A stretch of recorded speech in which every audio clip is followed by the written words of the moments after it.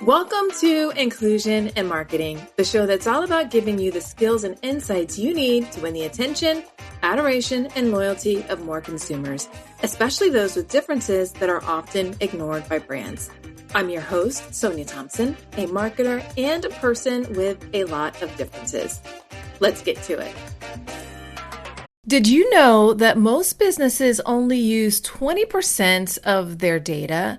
That's like reading a book with most of the pages torn out or paying for a coffee that's just 1/5 full. Point is, you miss a lot unless you use HubSpot. Their customer platform gives you access to the data you need to grow your business. The insights trapped in emails, call logs, and transcripts, all that unstructured data that makes all the difference. Because when you know more, you grow more. And when you get a full cup of coffee, you can do more too. But I digress. Visit HubSpot.com today. These days, we hear a lot of talk about Gen Z and how they are different and ways that brands need to work to engage them. While all that is important, Gen Z isn't the only group that make up the customers that we serve. As we dig deeper into the world of inclusive marketing, it's important to keep a view of all the people you serve. That includes the people from groups everyone talks about and focuses on, like Gen Z, as well as people from groups that are often ignored. Belonging is for all, not just for the popular folks. So to dive a bit more into this topic, I brought in Bianca Blake, co-founder of Clicker, to have a really enlightening discussion on this. Let's get into it. Hey, Bianca, thanks so much for joining me today. How are you? I'm doing all right, Sonia. Thanks for having me. My pleasure. All right. Well, tell the people, who are you and what do you do? So I am Bianca Blake. I'm the co-founder and marketing lead at Clicker. Clicker is my company, as I just mentioned. Clicker, we exist at the intersection of software development and marketing. So we work in a couple of different ways, but our primary capability is that we've built a software that supports companies in sending text message communication. We also have a software development arm and a marketing strategy arm, but we've put those two things together to commercialize this software that helps people, as I mentioned before, send bulk text messages. Okay, so why should business leaders start thinking more about text messaging as a part of their marketing mix? I mean, we hear people talking more and more about texting. I see a lot of people online, particularly in the online world, saying, text me, text me. I haven't quite done that yet, but why should more of us start thinking about texting, text marketing?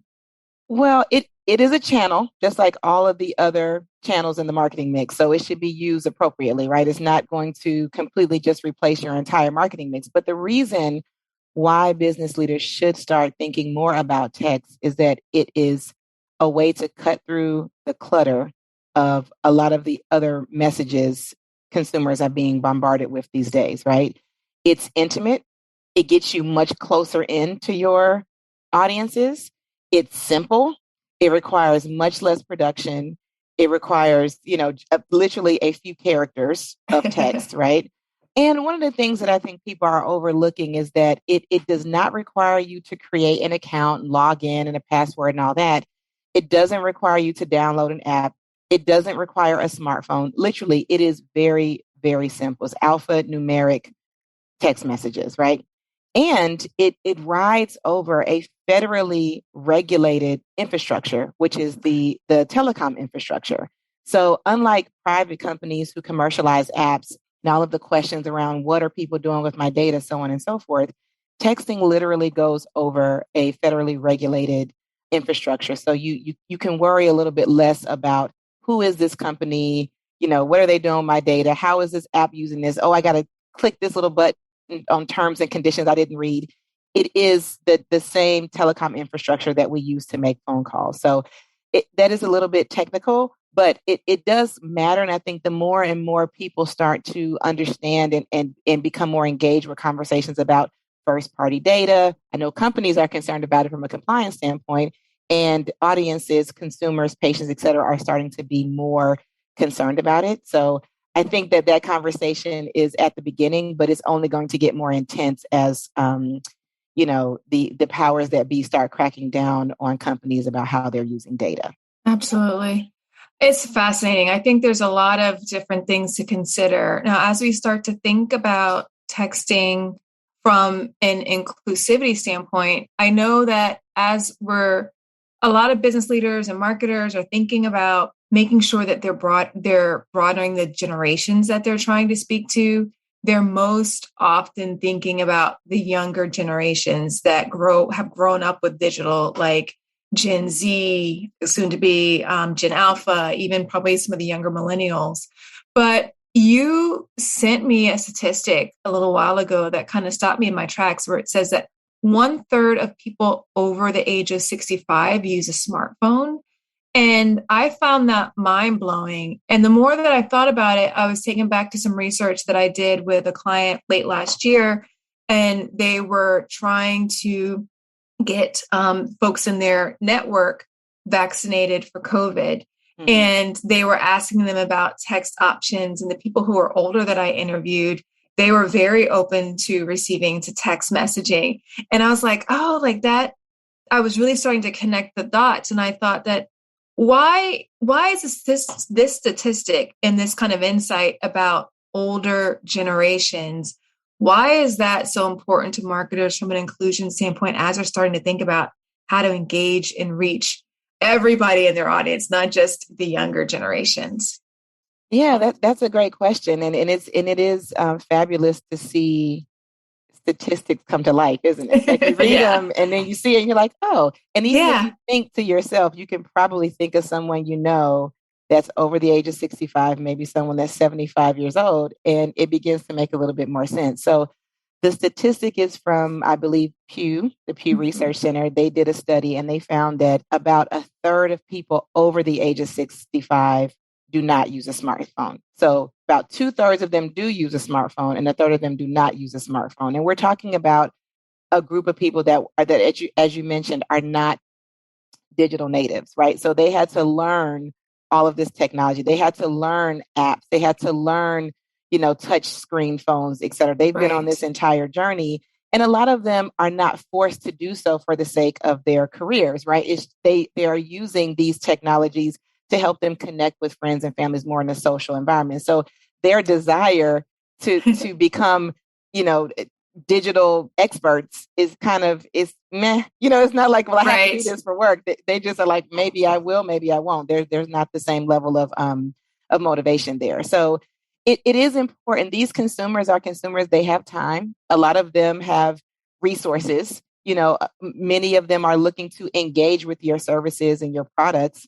But are they going to download an app on their smartphone? Are they going to create an account? Are they going to be the most, some of the things that we take for granted, even as a software development company, that we take for granted? Oh, you just upload this file or you just create an account. Yeah. Imagine the folks that we're thinking about managing passwords. Imagine us managing passwords. Imagine anybody having to manage passwords when you create an account. So I'm not going to pick on my 65 and older friends as I answer this question, because that statistic is true. But I will say this, as far as inclusion is concerned, not all adults in America have smartphones. Right. A lot of people still do use feature phones for a variety of reasons, right? Feature phones being the ones that you have to push the button multiple times to get the number, the letter you want, right? And the ones of us who do have smartphones, some of us do not have enough memory to be downloading your app or enough data to be constantly streaming the internet. You would think from the advertisements that you see that everyone has got unlimited data. Everyone's got all this space on their smartphone. Everyone does not. And the ones of us who do have the data, we don't want to download another app. Some people so you have to think of this almost like the marketing funnel, right? Of the people who do have phones, which of them have smartphones? Of the ones who have smartphones, which of them have enough data to be using them for emails? And, some people, believe it or not, this is going to knock your socks off, Sonia. Some people do use their phones for the functionality of the phone. Yeah. There you go. So when you're talking about being inclusive and you're reaching out to people in a channel that lends itself to digital, you got to think about the group of people that would lean towards using their digital devices, their mobile devices, as actual phones. So you're talking about calls and you're talking about text. You may not be talking about apps. You may not be talking about emails as much. So when you're really thinking about who is going to receive this message. Yeah. You want to include everybody, especially if you want to get the message across. I think it really kind of forces you to have to expand your thinking about what it means to be inclusive. Because I think people's default about inclusivity is race, gender. Sometimes they think about age, but I think that and I guess this kind of goes along the lines of marketing segmentation. It's just that we all have differences, and those differences inform how we engage with the world, period. And sometimes those differences impact how we engage with different forms of technology. So as we're thinking about how do we make people feel like they belong, sometimes that means acknowledging that not everybody engages with digital in the same way. So let's not force them to. So let's give them additional options to engage in a way that is more conducive to their preferences and sometimes needs, I might imagine. Absolutely. Because even if you're talking back to the over 65 group, for the ones that do have smartphones, do they prefer to respond to a text message, or do they prefer to answer an email, or, some of the other channels that you may be, ushering them over to as far as brand engagement? So right. It's one thing as far as your functional capability. It's another thing when you start looking at preferences. Yeah. And that is across the board. Even I would venture to guess that there's a statistic there somewhere that could point us to across the board in every generation.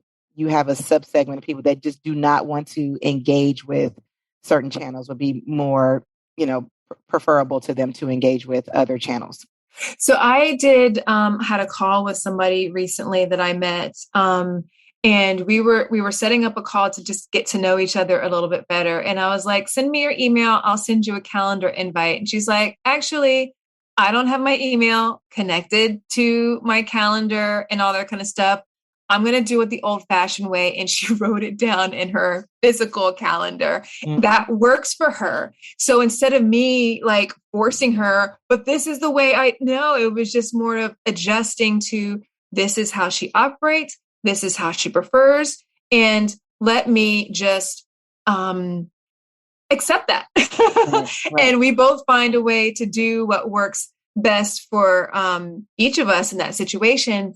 And I think that as we start to make it to where it's never a one size fits all approach, and that despite all the trends from a digital standpoint, there are still very much people who are like, I prefer to do it this way.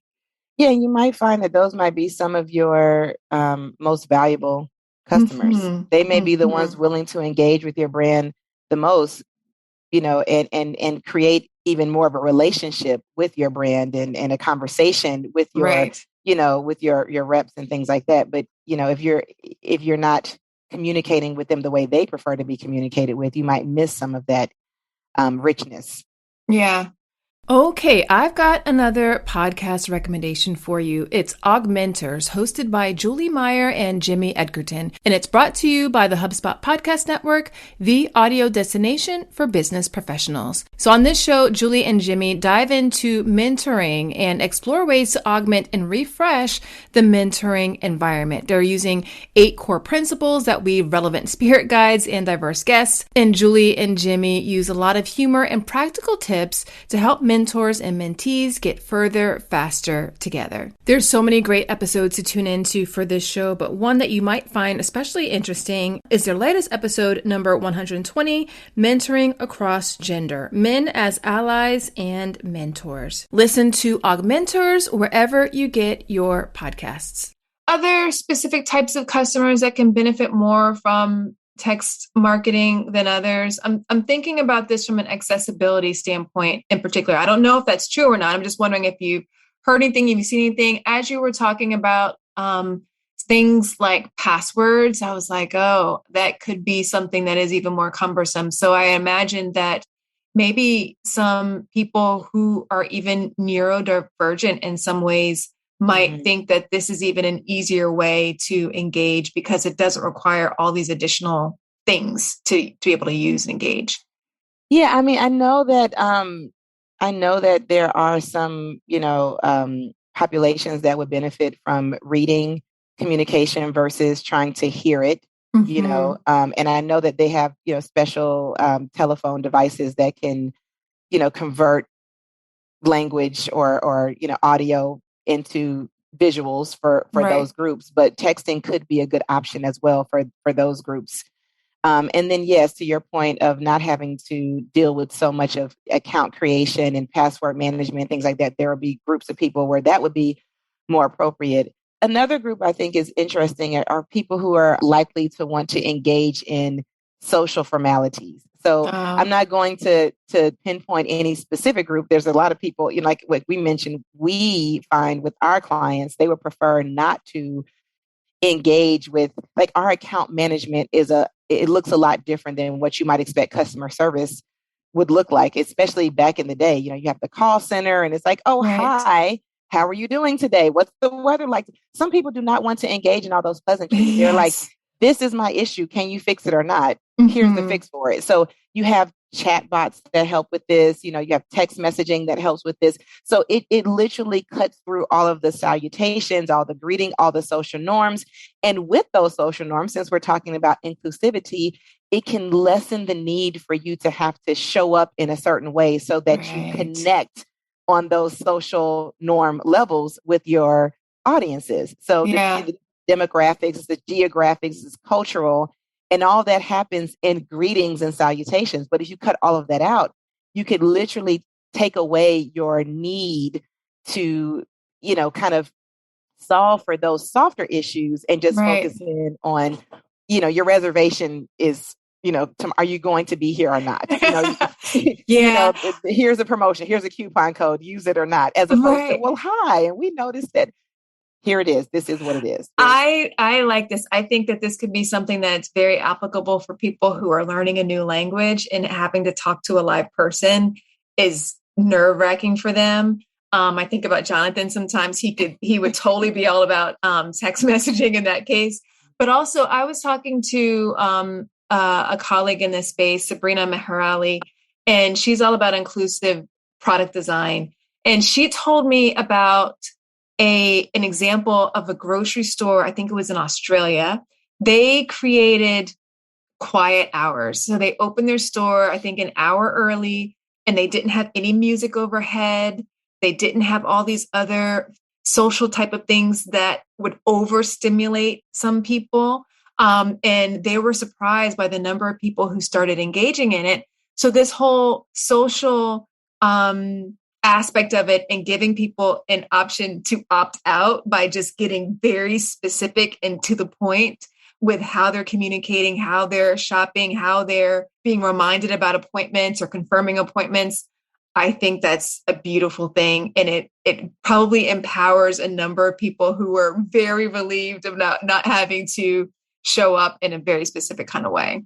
On both sides, right? On the customer side and on the brand side. The brand doesn't need to produce some storytelling, epic, cinematic masterpiece just to say, hey, here's a coupon. And the recipient of that doesn't need to, dig through lots of communication that may or may not be confusing, depending on the way they prefer to communicate, to figure out what piece of this do I actually need, and then what do you want me to do with it, right? Oh, I love this. I love this. It's like my mind is being expanded, like in so many different ways, like these little explosions of, are going off. All right. I heard you mention customer intimacy before. We're all about customer intimacy around these parts. I just feel like it's an unfair advantage of any brand, and it's really a core component of inclusive marketing. How does text messaging help brands develop a deeper degree of intimacy with the people that they want to serve?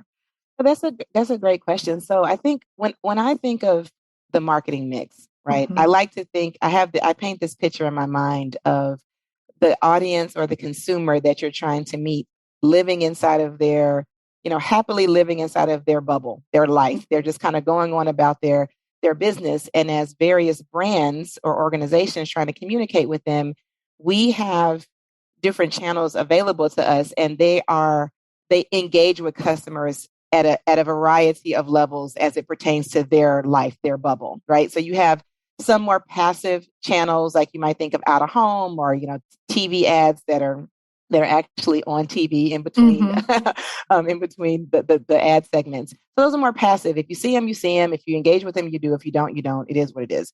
Then you have some that are kind of a little bit more, I don't want to say intrusive, but they're closer in, right? So you have your social media feeds where you have like an ad pop up there and you're just like, okay, hi. So texting gets even closer. So they come, they're not on the outside of the bubble, not on the outside of the house looking in. You've actually asked for permission to go inside of this consumer's, metaphorical house, if you will, and almost like sit right there with them at their dinner table with their family. So think of the text messages that your audience is receiving. They're receiving messages from their spouse.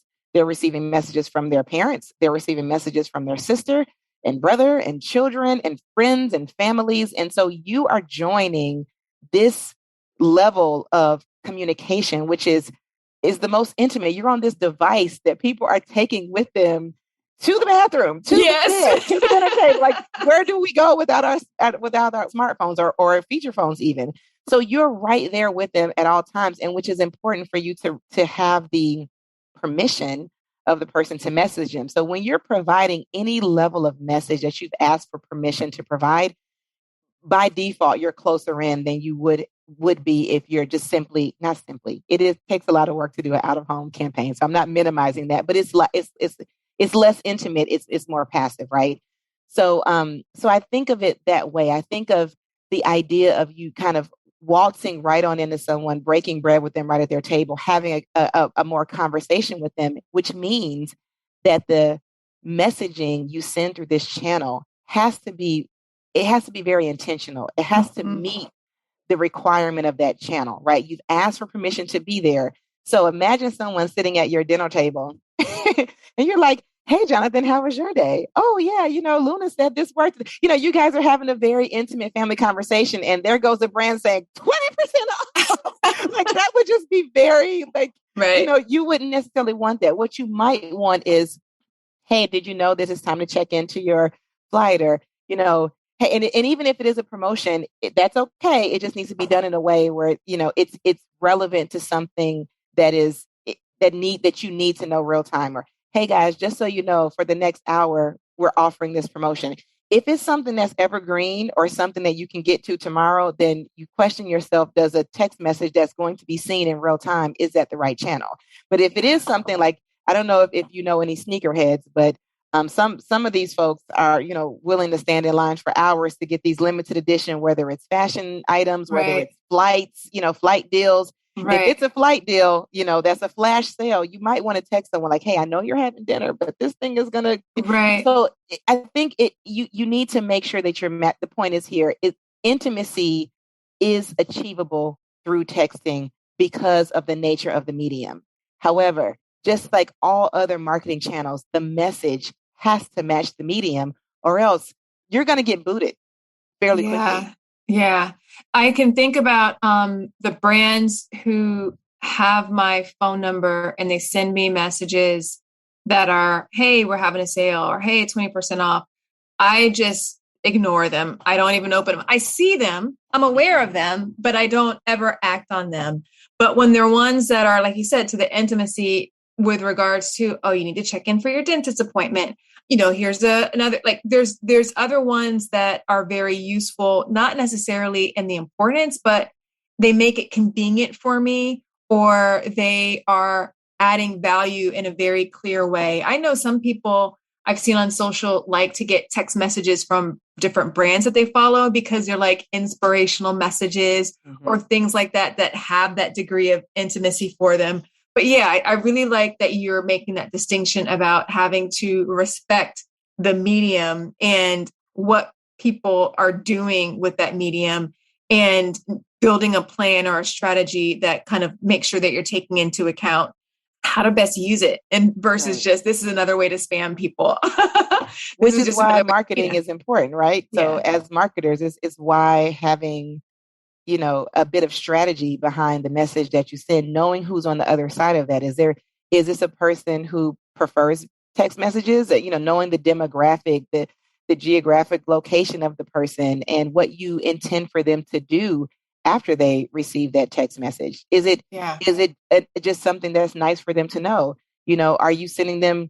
Because ideally, when someone's that close in and building that level of intimacy comes from, it's almost like you're thinking of the other person either at the same level or even maybe a little bit more than you're thinking of yourself, right? Mm-hmm. So the airline that texts you, hey, it's time to check in, they're doing you a solid. The dentist that texts you, hey, your appointment is tomorrow, make sure, confirm. They're doing you a solid. We have a company that is in the business of delivering those huge 5-gallon, water bottles, and they deliver them to businesses, but specifically for their residential clients, they text them and say, hey, do you need a delivery tomorrow? We're going to be out in your area. So it's helpful for the company and for the customer to have it, because you don't want someone showing up at your door trying to sell you water that you don't need, but you also want to make sure if you need two and they only brought one.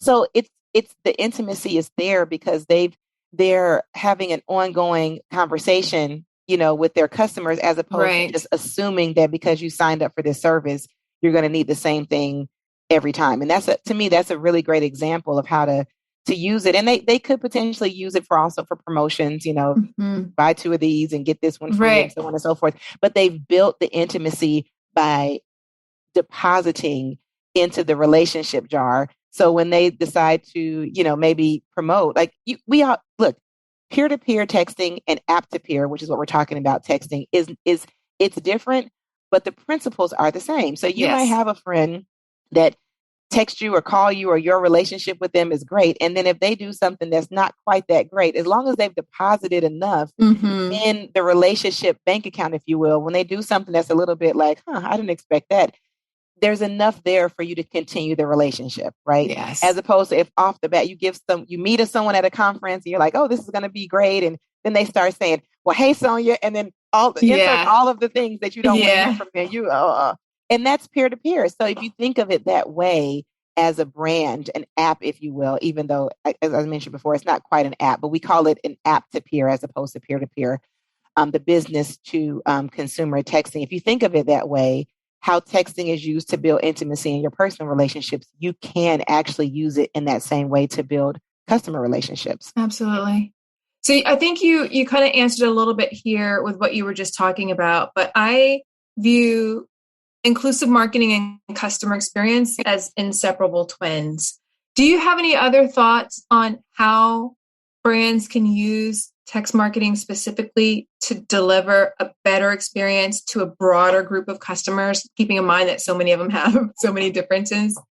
Well, yeah, I think the analogy that I like to use is like, you wouldn't drive a bicycle on the highway and you wouldn't drive a semi truck in the bicycle lane, right? So you want to make sure you're using the medium in the right way.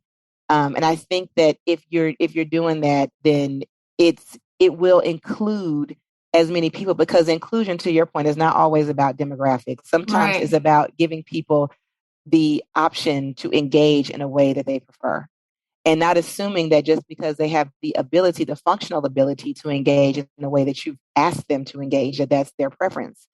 So I do think that the experience of receiving a text message that is, and we can talk about the proper anatomy of a text message, but that has the right message, has the, I won't say right, I'll say optimal, that has the optimal message, that is cognizant of where the recipient is along the journey of whatever it is that you're trying to do, whether it's reservations and notifications, whether it's customer service, whether it's promotions, that you're cognizant of where are they? Are they just learning about my service? Are they a customer that I've had for years?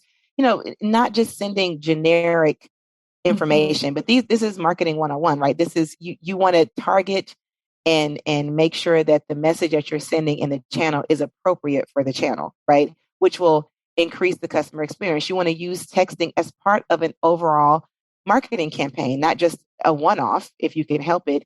The experience would be helpful to make sure that you're sending the recipient of the message to some sort of, call to action. You're asking them to do something and it's clear, whether it's to respond with a yes or no, I'm coming to my appointment, whether it's to click on a URL to be, served up some sort of experience.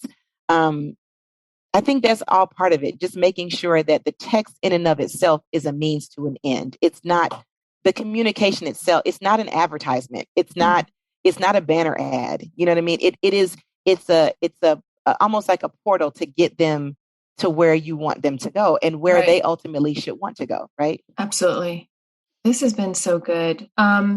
Any recommendations for people who want to start dipping their toes in the text marketing waters and how they should get started and how they should be thinking about that from an inclusivity standpoint? Yeah. So for one, I would encourage people who are looking to start a texting program to not be intimidated, right? It can feel a little bit, I've heard some people say it feels a little bit icky as a brand to be texting people. And I think what I interpret when I hear that is I'm getting too close in. I don't have the permission to be that close. I don't want to erode my brand equity or my organization's credibility by being that close. But just remember that if you're providing people information that they actually do want, texting is a great channel. You know, it's great for real-time communication. It's great for people who do not read their email, even though they have it. It's great for folks who, do not have smartphones. So there are populations out there who would be much more, likely to engage with text versus like if you were to ask them, do you want to download an app? Do you want to log in to some portal or do you want to receive a text message? So thinking of it in the way of how people are engaging with your communications and what those communications are meant to have them do. I would say ultimately to think through texting as a business or organization in a very similar way as you think through peer-to-peer texting. Some of the principles that we work with our clients on are trying to craft the perfect text message, right? So you want to make sure you identify yourself. So these are just some very tactical things. So if you start a text messaging program, make sure you do these things. You want to identify yourself in the message. Hi, it's Bianca. Yeah. Or Bianca, or Bianca from Clicker, that kind of thing. You want to make sure that you welcome people if it's the first time you've sent a message to them. Thanks for signing up. Something short and sweet, but just kind of jogging their memory. You want to send your message. You want to provide a call to action. Click this link, call me back, respond with this response to let me know you're going to do whatever the thing is that I'm asking you to do. And you want to provide them with the opportunity to opt out. So those are sort of four different ways of structuring, four different pieces of the structure of an optimal text message. You also want to make sure that you're getting opt-ins. And there's some gray area here, right? Because there's what's required and then there's what is optimal to make sure that people are aware that they're opting in. So you want them to opt in to receiving messages from your brand, from the phone number that you'll be sending them from, at the cadence that you will be sending them, about the topic that you'll be sending. So there's four things that they're opting into. And, yes, it's nice to have just a checkbox, et cetera. But if people are really, if they understand what they're opting into, they're less likely to opt out of it later. Because they're like, oh, yes, I did say that she could text me about this thing. Let me see what it is that she's talking about. Let me click on this link. They're just much more engaged. So I think those two things are just the main tips for getting started. If you are mindful of the anatomy of your message and include those four pieces, and if you're mindful of how your opt-ins are captured and you kind of include those four pieces of opting in, your ability to create intimacy with the recipients of your text message shoots way up. Yeah. Intimacy. And I know this is something that I talk a lot about within my programs. It's a core part of the framework for building an inclusive brand. And I'm just struck by what you said. Brands are like, I don't know if I want to be so close, but I'm like, if we imagine or think of the people that we're serving like our friends, we shouldn't be scared to have a deeper degree of intimacy with our friends. It's part of the natural progression of the relationship as you nurture it, as you get to know each other, as you spend time together. And I think we should take that same approach with our customers. The more we treat them like friends, the easier it'll be, as you said before, to consider them in different ways that will help you deliver a better experience overall, which will deepen your relationship, which will add more value to them. And it just deepens the relationship overall. And everybody wins when you do it that way. So I'm convinced. I'm convinced. Bianca, this has been super enlightening. Thank you so much for stopping by, for sharing your wisdom, and just for opening our eyes to a completely different way of thinking about text messaging, and also a completely different way to think about inclusion and how they all work together.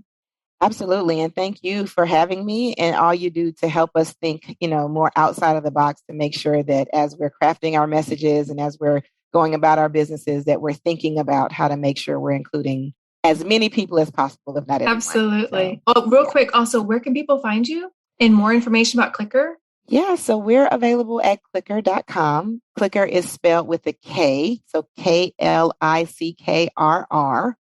I'll spell that one more time. It's Klickr. So